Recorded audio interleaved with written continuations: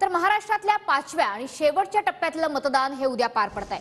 मुंबईतल्या 6 मतदारसंघांसह धुळे, नाशिक, पालघर, ठाणे आणि कल्याण आणि भिवंडीतल्या उमेदवारांचं भवितव्य उद्या ठरणार आहे। तर जवळजवळ सर्वच मतदारसंघात चुरशीची लढत निश्चित आहे। तर धुळे, नाशिक, पालघर यासोबतच मुंबईतले 6 मतदारसंघ या महत्त्वाच्या प्रतिष्ठेच्या जागांवरती आता उद्या लढत होणार आहे। 5व्या टप्प्यातलं मतदान उद्या पार पडतं आहे।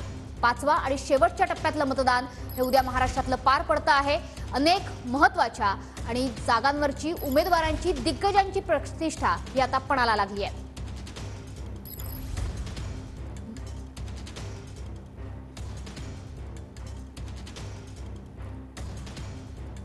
तर बातमी आहे ठाण्यातून। उद्या होणाऱ्या मतदान प्रक्रियेच्या पार्श्वभूमीवर प्रशासन सज्ज झालंय।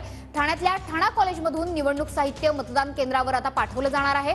दुसरीकडे ठाणे, कल्याण, भिवंडी या तिन्ही मतदारसंघांमध्ये 15,000पेक्षा जास्त पोलिसांचा बंदोबस्त तैनात राहणार आहे।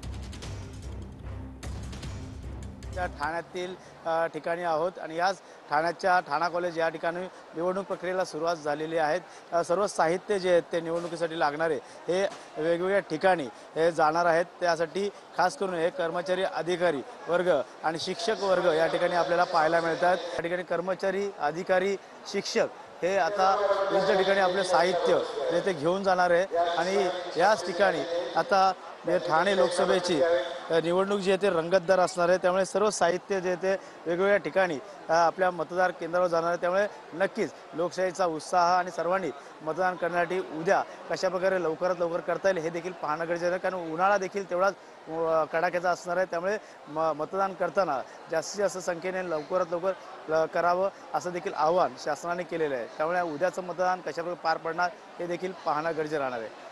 त्यामुळे मिलिंदसह गणेश सोरा, टीव्ही मराठी, ठाणे।